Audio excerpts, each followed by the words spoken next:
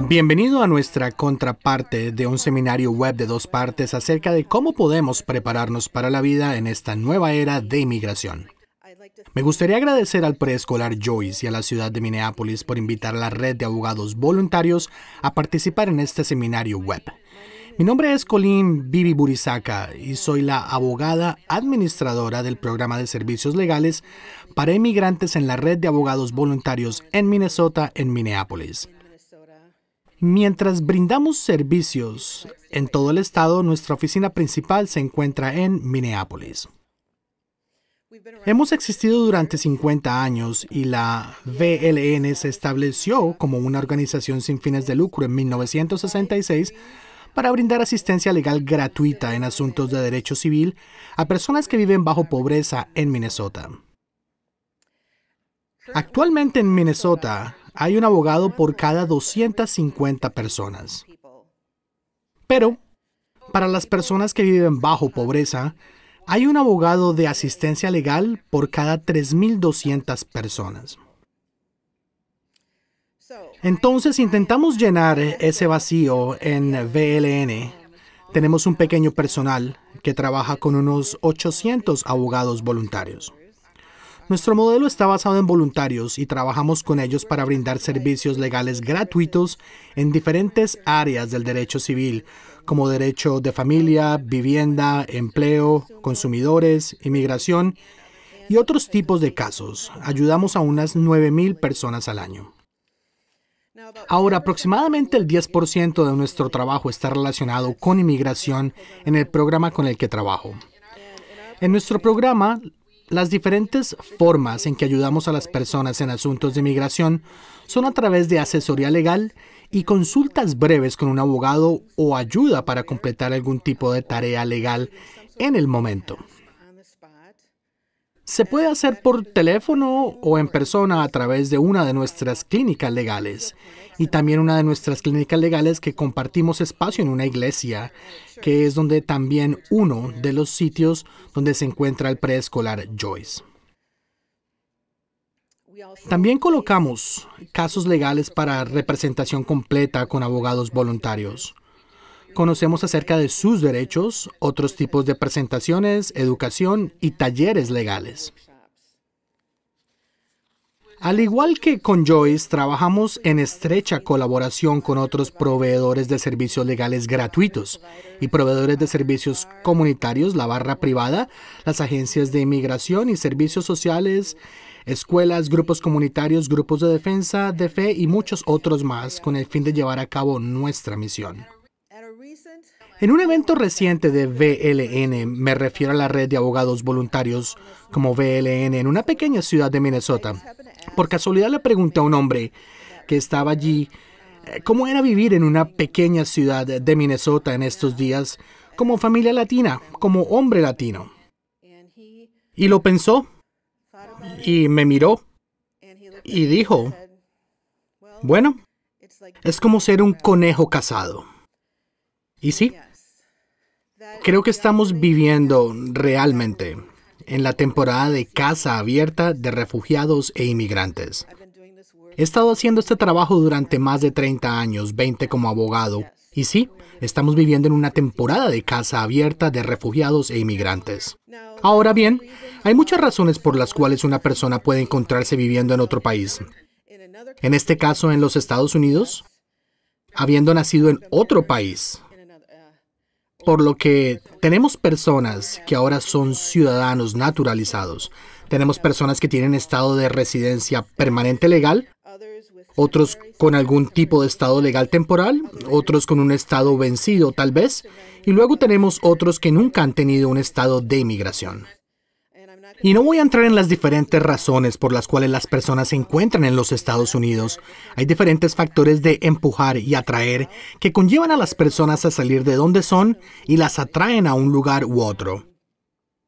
Pero sí quiero señalar que si usted es un refugiado o un inmigrante, no importa cuándo lo haya sido, ya sea ahora o hace 100 años, es una vida estresante y causa mucha ansiedad viviendo en otro lugar. Ese siempre ha sido el caso y siempre lo será, así usted tenga documentos o no. Pero el estado actual de ansiedad e incertidumbre está aún más presente en estos días y es palpable en este contexto actual, el cual estamos viviendo. Y ese miedo se basa en una combinación de dos cosas básicas. Uno, es lo que realmente está sucediendo entre nosotros, ya sea que las personas dicen o hacen, o el gobierno dice o hace. Las personas con autoridad dicen o hacen o no hacen. También son cosas que no están sucediendo. Se les amenaza a las personas con que van a suceder, pero no están sucediendo. Y literalmente las personas incluso las perciben como si estuvieran sucediendo. Entonces en la mente de las personas están sucediendo ya sea que lo estén o no. Y como dice uno de mis colegas de los defensores de los derechos humanos, cambiar las reglas constantemente es una manera de hacer que la vida sea más estresante. El miedo se está aprovechando deliberadamente para hacer que la vida sea tan incómoda, hasta el punto que la gente decida abandonar los Estados Unidos o no venir.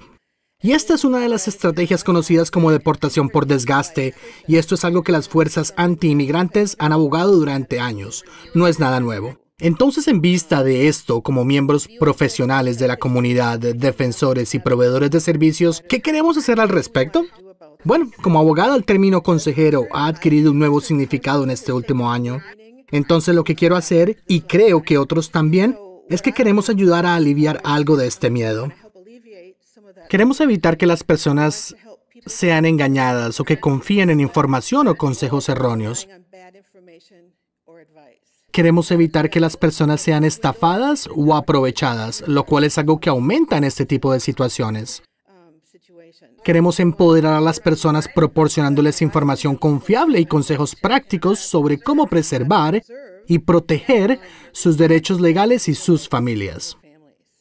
Queremos asegurarnos de que todos los que tienen un recurso legal, y hay personas que tienen recursos legales conforme a la ley, los conozcan y sepan qué hacer al respecto. Queremos asegurarnos de que aquellos que no puedan tener un recurso legal inmediato o están lejos en el futuro, que sepan qué hacer y cómo prepararse para eso. Y que también sepan cómo prepararse para el peor de los casos, en el sentido que no puedan esperar esa opción y permanecer en los Estados Unidos al mismo tiempo. Entonces, voy a necesitar algo de agua. Esta presentación está diseñada para ayudar a las comunidades a mantener la calma, tomar control de lo que se puede controlar y tomar buenas decisiones basadas en información fiable y confiable. La buena noticia es que Minnesota es un muy buen lugar para hacerlo. De manera proporcional y en comparación con muchos otros lugares en los Estados Unidos, tenemos muy buenas opciones para obtener información confiable y gratuita sobre inmigración, desde la red de abogados voluntarios hasta el Centro de Leyes de Inmigrantes de Minnesota hasta los defensores de los derechos humanos para investigar. Así que proporcionalmente estamos en buenas condiciones. También otros proveedores de servicios legales, los programas de la Escuela de Derecho, las agencias de reasentamiento de refugiados y también tenemos un colegio de abogados de inmigración privado muy bueno y próspero que hace un montón de trabajo pro bono. Gracias, Laura. Gracias. Entonces todos trabajamos juntos para asegurarnos de que la comunidad obtenga información confiable sobre inmigración y que la gente reciba la ayuda y los recursos que necesita, ya sea a través de servicios legales gratuitos o del Colegio de Abogados Privado de Inmigración. Así que voy a comenzar con un par de exenciones de responsabilidad. Primero, los temas de hoy, comenzaré con algunas exenciones de responsabilidad. Hablaremos sobre lo que está sucediendo en el contexto de inmigración, cuál ha sido el impacto del año pasado, qué podemos hacer al respecto y la ayuda y los recursos locales. Y quiero dar un crédito a algunos de los materiales que se encuentran en el PowerPoint, los de defensores de los derechos humanos, el Centro de Recursos Legales para Inmigrantes, como mencionó Laura, y otros recursos que proporcionaré más adelante. Así que, exenciones de responsabilidad. Como abogado, siempre tenemos que comenzar con excepciones de responsabilidad. Por lo tanto, en primer lugar, no voy a hablar de asesoramiento legal o asesoramiento legal para instituciones o individuos.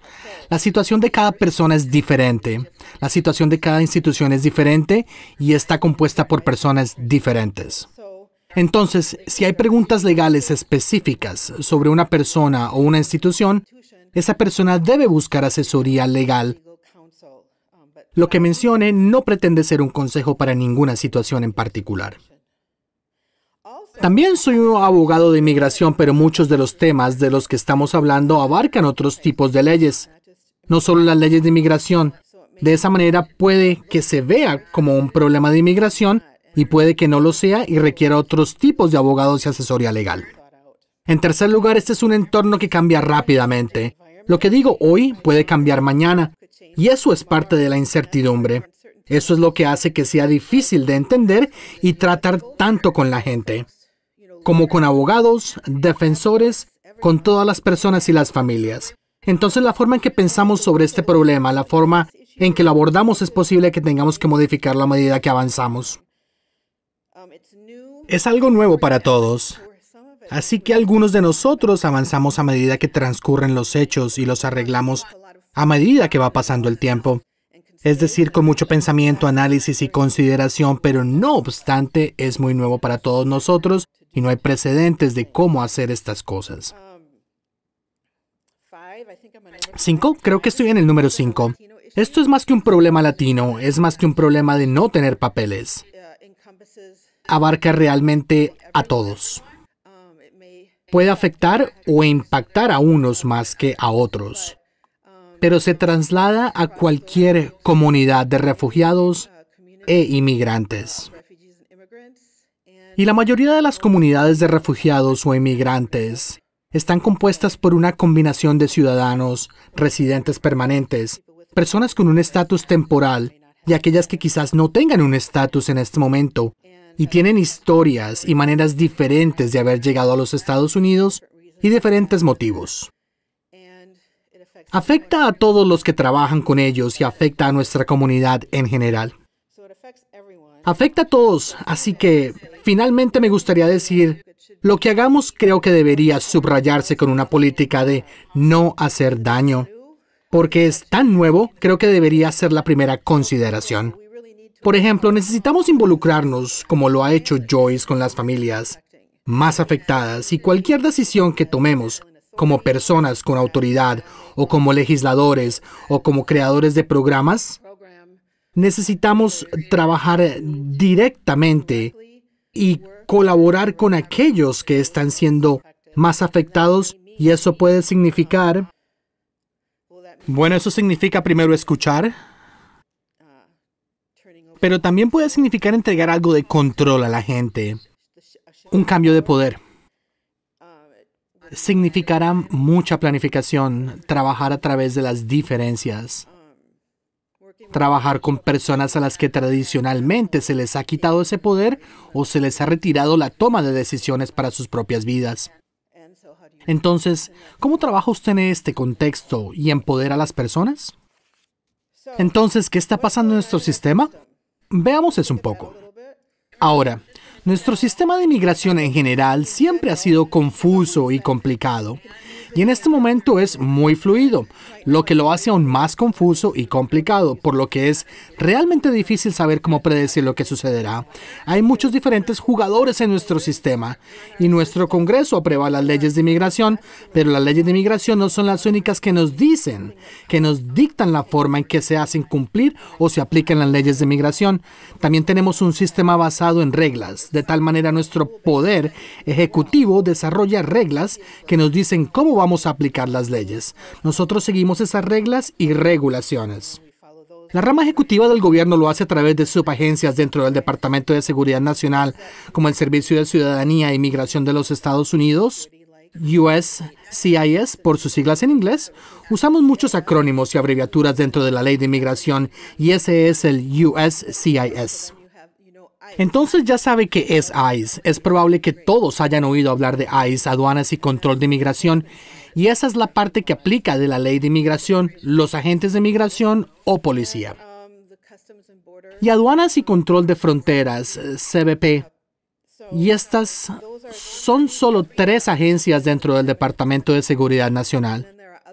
Hay otras agencias gubernamentales, el Departamento de Justicia y también otras subagencias.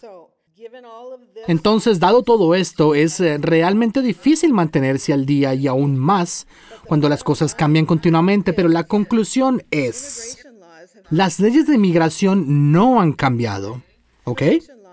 Las leyes de inmigración no han cambiado hasta este punto. Lo que ha cambiado es cómo las hacemos cumplir.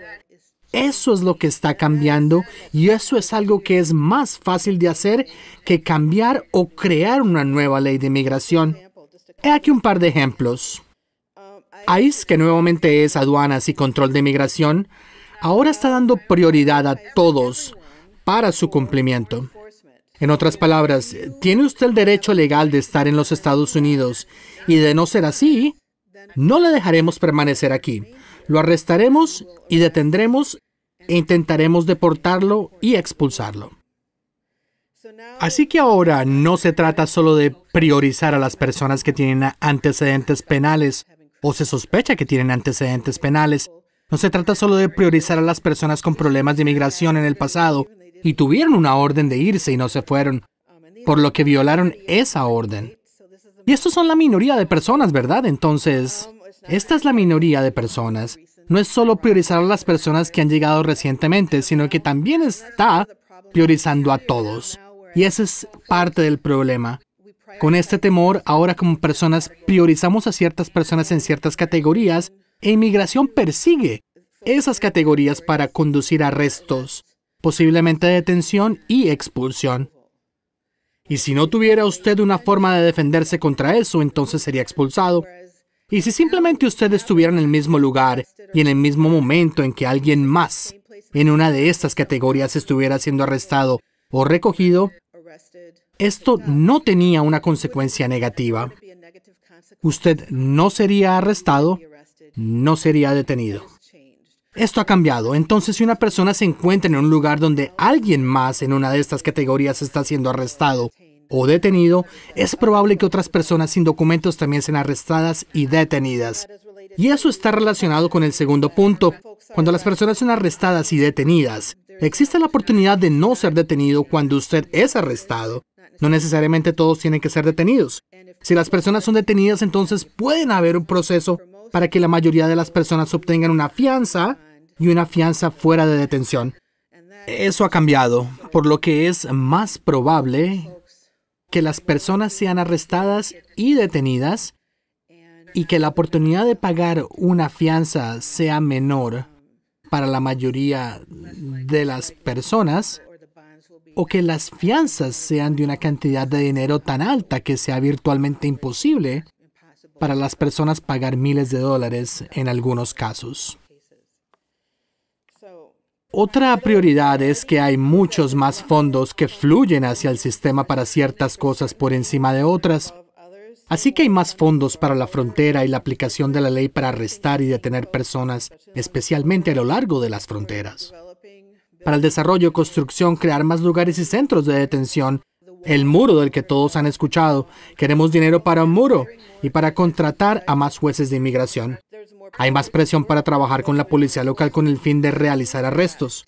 Existe una clara diferencia en la función entre la aplicación de la ley local y la ley de inmigración, que es la ley local o estatal, y la aplicación de la ley de inmigración, que es la ley federal.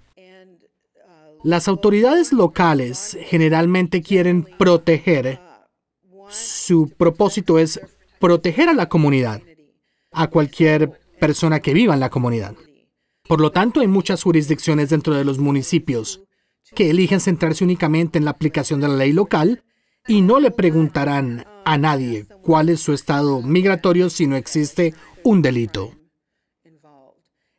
Por lo tanto, hay mucha presión para que las autoridades locales apliquen la ley y la política federal de migración e incluirla.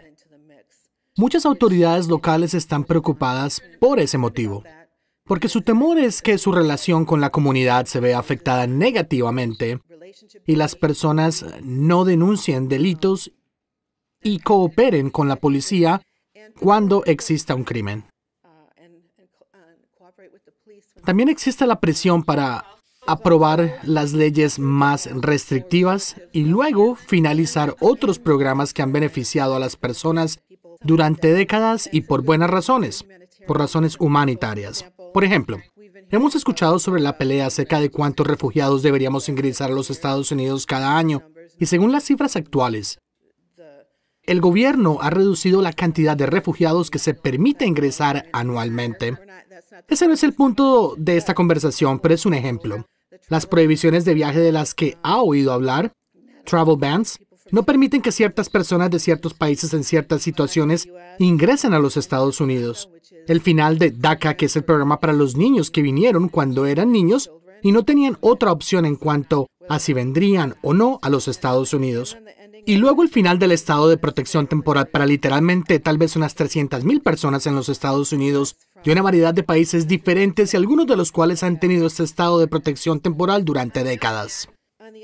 Por otro lado, parece haber cierta disposición para hacer algo por los jóvenes adultos que tienen DACA. Así que veremos qué sucede en este ámbito. Esas son las prioridades de inmigración que hemos visto este último año. Hay algunas tendencias que están relacionadas con aquellas prioridades que surgen de la administración y el Congreso. Y hay un par, las que he definido como útiles y dañinas. Una tendencia es, y hay algunos estados que adoptan esta perspectiva y otros estados que adoptan la perspectiva opuesta. Uno es que hay algunos estados que adoptan la perspectiva, bueno, necesitamos cooperar con la ley y la política federal de inmigración. Y vamos a implementar ordenanzas y leyes estatales que nos llevan y nos ayudan a hacerlo. Texas es un ejemplo. Hace poco aprobaron una prohibición. Las personas las llaman ciudades santuario.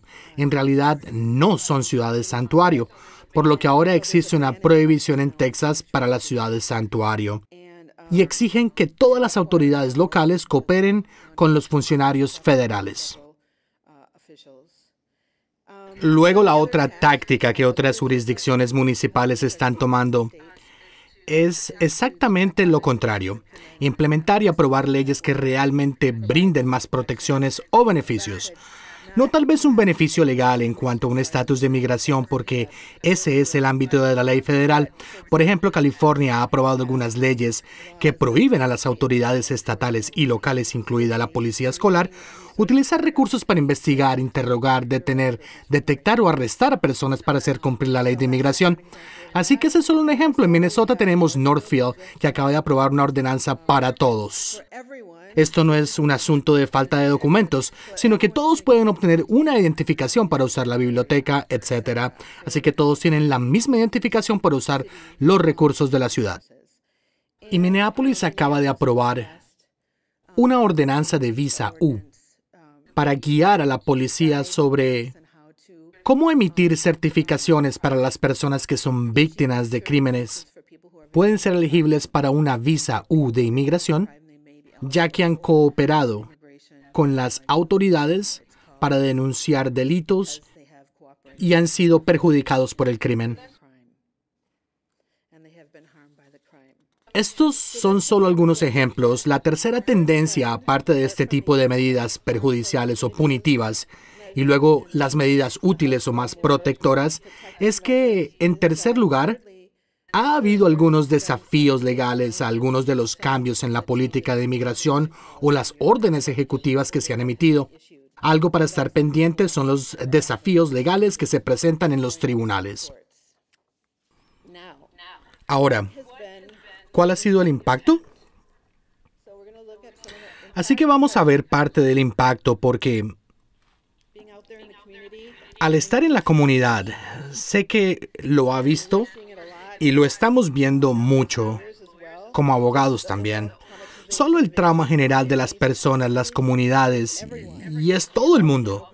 y todas las personas que trabajan junto a otras personas, y de nuevo, incluye tanto a documentados como indocumentados. Vemos a padres que simplemente temen perder a sus hijos si son arrestados, detenidos o deportados, lo cual no es confiable. No es información precisa, por lo que necesitamos ayudar a superar ese temor. Incluso los residentes permanentes legales temen perder su estatus. Y nuevamente, las personas indocumentadas temen ser arrestadas en cualquier momento y en cualquier lugar. 2. Realmente afecta cómo las personas viven literalmente sus vidas. Las familias indocumentadas y mixtas viven más que nunca en las sombras. La gente no usa el transporte público como solía hacerlo. La gente no quiere asistir a eventos públicos, por lo que eso afectará muchas de las actividades que una organización podría querer realizar, actividades públicas, como promocionarlas, etc., donde las personas se sientan seguras de acudir a ellas. Y es posible que los padres no permitan que sus hijos reciban servicios de los cuales son elegibles porque, al hacerlo, temen puedan ser detectados en el camino. 3. Y eso nos preocupa mucho en la profesión legal. Está erosionando realmente la confianza entre los refugiados, los inmigrantes y quienes los sirven. Por ejemplo, en el sistema legal, las personas, número 1, temen hablar con un abogado. Últimamente lo hemos escuchado mucho, lo que nos preocupa mucho porque la gente cree que informaremos el estatus de migración de las personas. Por lo tanto, necesitamos la ayuda de nuestros socios para transmitir un mensaje. Los abogados no pueden compartir nada que alguien les diga y no lo harán. Éticamente, legalmente, el privilegio y la relación entre el abogado y el cliente es sacrosanta en la profesión legal. Por lo que eso no se puede hacer y debemos ayudar a las personas a entender y no sentirse intimidadas o en riesgo al hablar con un abogado competente. Otras personas, nuevamente, las personas ahora son más vulnerables al ser victimizadas, explotadas o aprovechadas, ya sea en una vivienda donde el propietario cree que alguien no tomará una acción legal para no arreglar una propiedad, no devolver un depósito, etc. A empleadores que piensan, oh, esta persona sé que no tiene documentos, no les voy a pagar porque no pueden hacer nada al respecto. Las personas tienen derechos legales, tienen recursos legales. Los propietarios no pueden hacer esas cosas. Los empleadores no pueden hacer esas cosas. Pero existe una brecha entre las personas que pueden pensar que no tienen derechos o que si los persiguen, corren el riesgo de ser detectados. Y así hemos visto una disminución, por ejemplo, en los juzgados, clínicas legales de menos personas en esas situaciones particulares que buscan asesoramiento legal. Por lo tanto, es aún más importante trabajar con organizaciones que sean seguras para que las personas acudan y tengan abogados en el sitio donde las personas puedan hablar con ellos. Hay muchas cosas que usted puede arreglar antes de tener que acudir a los tribunales en el contexto legal. Esa es solo una de las cosas que hemos estado viendo allí. Y por supuesto tenemos un aumento en los abusos, las estafas, las explotaciones. Personas que brindan asesoramiento legal a quienes no deberían, cubren a las personas por ello y meten a las personas en problemas más graves de los que puedan estar enfrentando. Entonces, ¿cuáles son algunas de las cosas útiles que están sucediendo? Porque hay un lado positivo en todo esto. Uno que estamos viendo es que cada vez más personas quieren ser voluntarios, más personas que quieren defender problemas de inmigración que nunca antes lo hicieron. 2, estamos viendo aliados, nos unimos y trabajamos más juntos como un frente unido para informar a la gente sobre la ley, trabajar juntos, abogar, compartir información y recursos. Esto es desde el movimiento base hasta el movimiento del santuario para abogar, proveedores de servicios sociales, grupos religiosos, etc.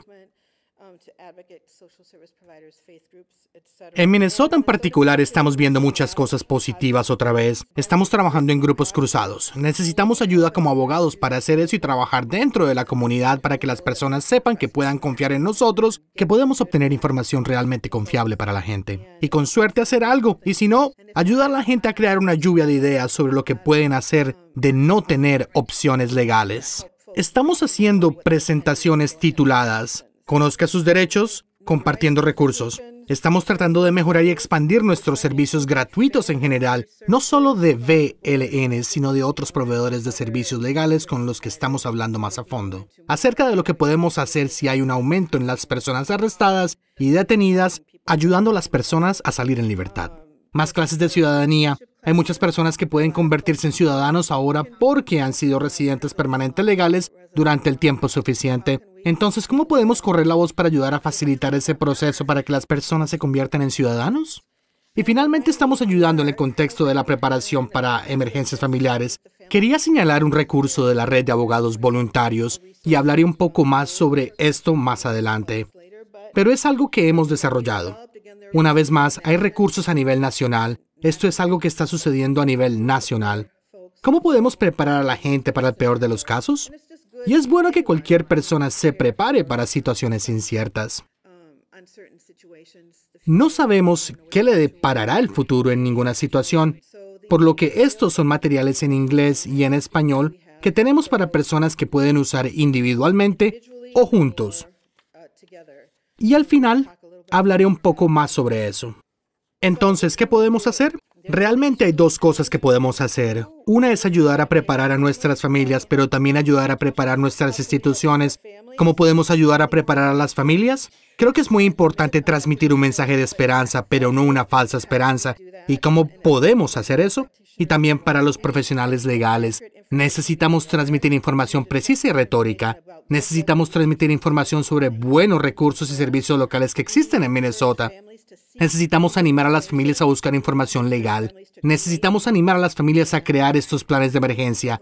Necesitamos proporcionar, y esto se volvió muy relevante para mí recientemente después de los recursos de autoprotección para voluntarios del personal y constituyentes. Y esto se relaciona con mi punto de que esto no solo es un problema latino. Recientemente hicimos una presentación. Minnesota tiene una gran comunidad de Liberia y África Occidental, muchos de los cuales perderán este estado de protección temporal que han tenido durante un tiempo.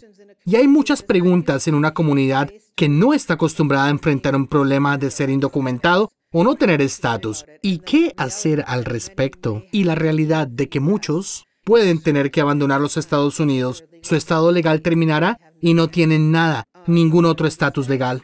Pero puede haber algunas personas en ese grupo que tienen remedios legales. Entonces, ¿cómo hacer correr la voz? ¿Cómo ayudar a partir de un simple shock a esa realidad?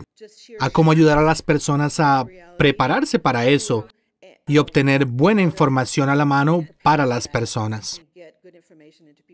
Y luego, el punto relacionado con esto es que la mayoría son organizaciones, grupos comunitarios que reciben llamadas de la comunidad, de personas en pánico y temor. Y ellos necesitan ayuda para saber qué hacer y cómo lidiar con el personal y los voluntarios de Joyce. Así que también es el autocuidado y los recursos, no solo los constituyentes. Finalmente, creo que realmente necesitamos respetar las decisiones de las familias, de los padres que se encuentran en una posición difícil. Puede ser que una familia decida irse de los Estados Unidos y esa es la mejor decisión para la familia. Y francamente, no es horrible vivir en México, ¿verdad? No es horrible vivir en la mayoría de los lugares del mundo.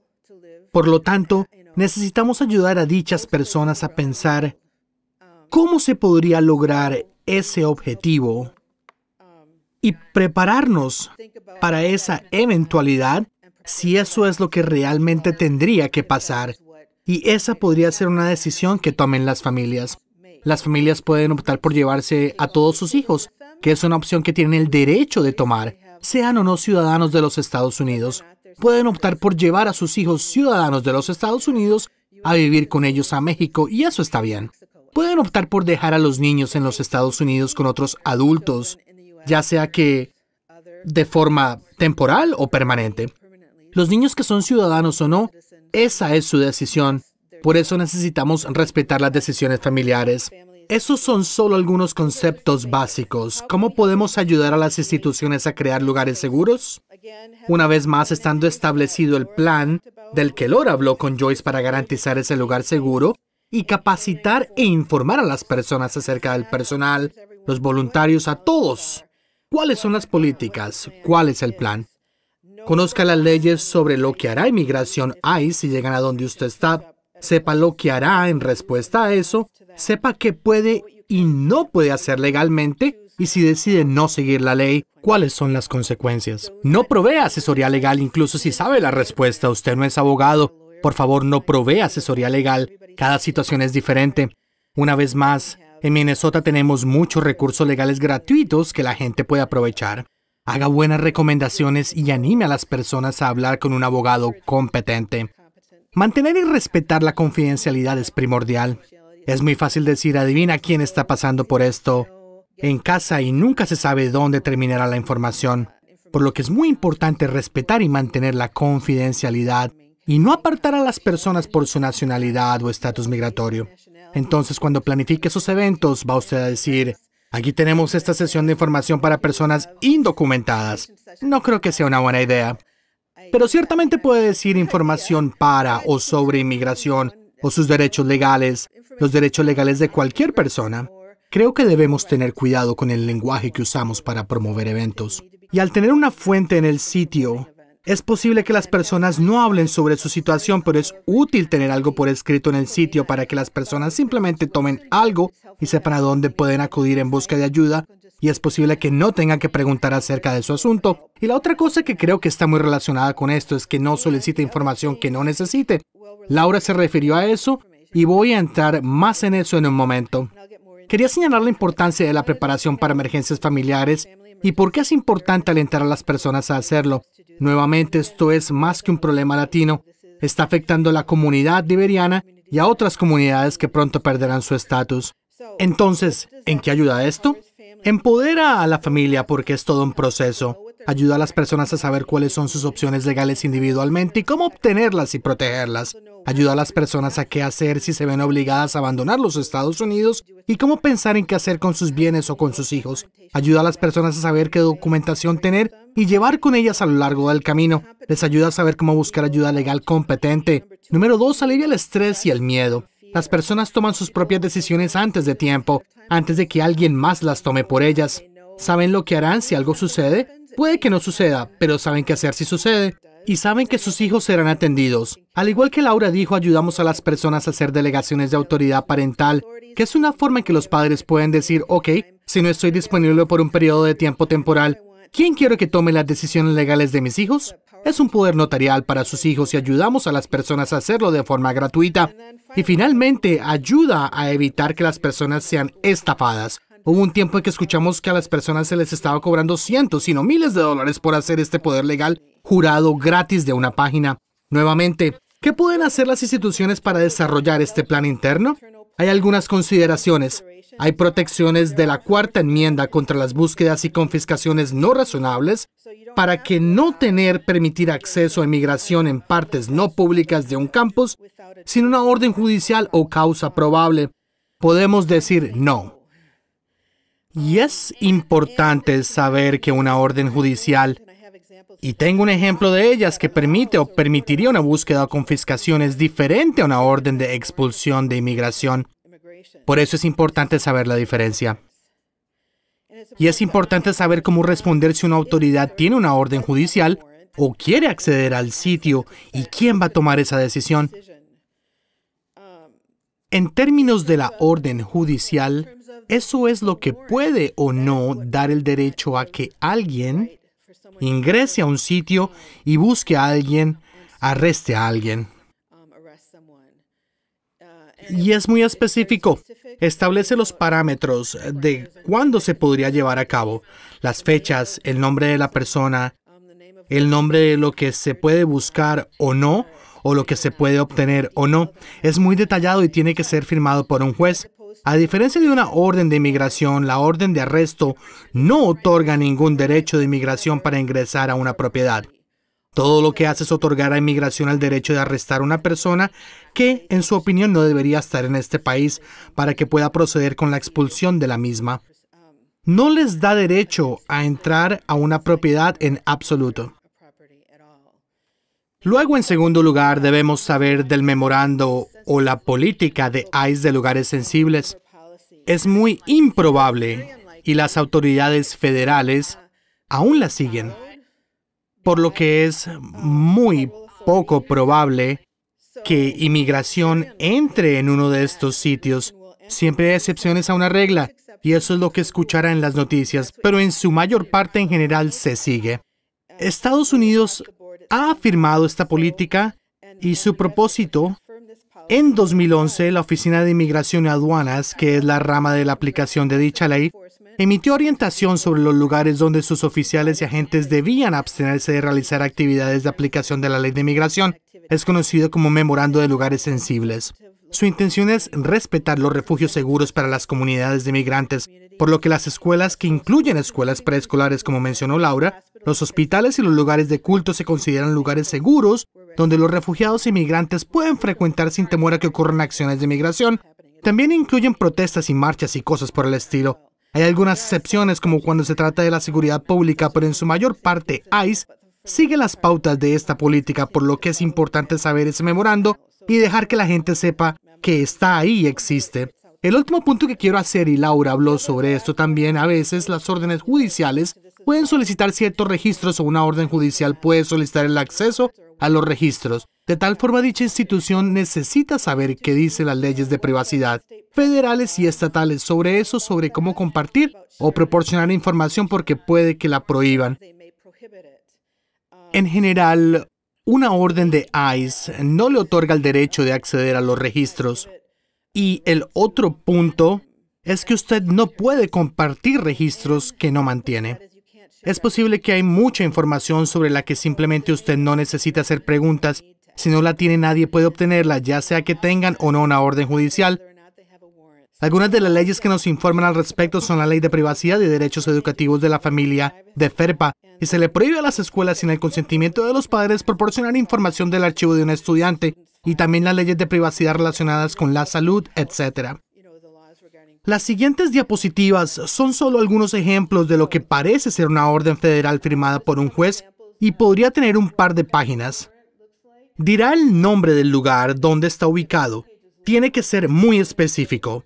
¿Una orden para qué? Especificará por qué se ha emitido la orden judicial y debe ser específica. En la siguiente página verá que un juez tiene que firmarlo y fecharlo y probablemente tendrá un parámetro. Esto tiene que suceder dentro de un cierto periodo de tiempo.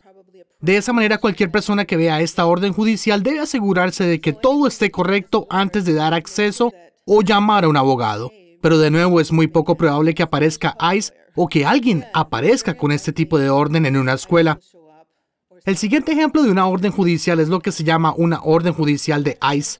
Este es un documento de inmigración y todo lo que dice es el nombre de esta persona, cómo se cree que ingresó a los Estados Unidos, en tal o cual fecha, en tal o cual lugar, esta persona creemos que puede ser expulsada de los Estados Unidos. Entonces, esto le está dando a este oficial de ICE el permiso para arrestar a la persona mencionada en el documento. No les da permiso para ingresar a ningún sitio, y si no les da su consentimiento, entonces no podrán ingresar al sitio. La segunda página, y esto es más como un documento, por lo general de una página y está firmado por un funcionario de inmigración. Es importante saber la diferencia entre esos dos procedimientos y documentos. Y está bien decir no a la autoridad de manera legal. No tenemos que dar nuestro consentimiento para realizar búsquedas y confiscaciones a menos que haya una orden judicial involucrada. Entonces, ¿qué ayuda local existe y cómo obtenerla? Nuevamente, hay diferentes programas de asistencia legal en el estado de Minnesota. Existe Meet Minnesota Legal Aid, VLN, Immigrant Law Center, The Center for New Americans, en la Universidad de Minnesota, y existen organizaciones de clínicas de abogados y de reasentamiento de refugiados, algunas de las cuales pueden ayudar a personas en ciertas situaciones de inmigración, porque tienen personas que están acreditadas por el sistema de inmigración. Eso es casi todo gratis. A veces las agencias de reasentamiento de refugiados cobran una tarifa nominal, pero no pueden cobrar más de una tarifa nominal por lo que hacen. También tenemos una muy buena barra de inmigración. Si no hay servicios legales, ayudaremos a las personas a averiguar en qué ocasión pueden necesitar contratar a un abogado.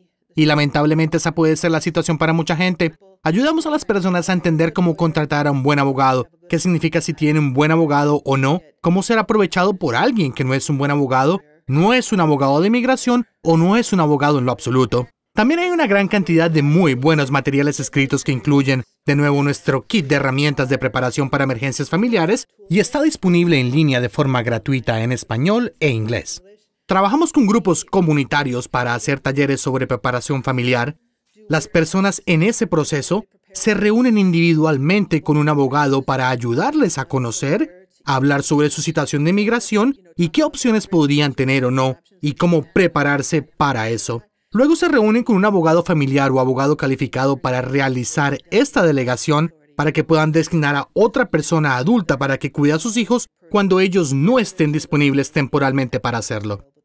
Así que esos son algunos de los recursos que tenemos. Muchas gracias. Es un momento difícil, pero quiero terminar con esto. Esto es con lo que termino porque sé que no es un tema alentador para hablar.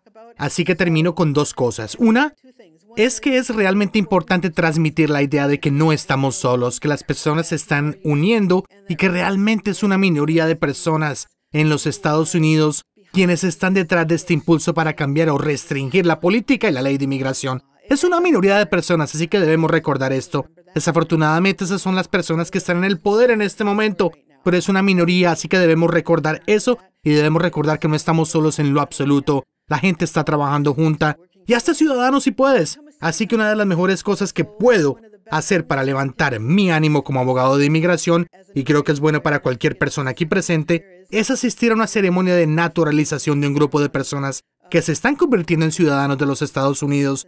Si conoce personas que están listas para convertirse en ciudadanos o que eventualmente pueden hacerlo, anímelos a que tomen una clase para obtener asesoramiento legal sobre si es algo bueno o no para hacer en este momento o en el futuro y cómo hacerlo.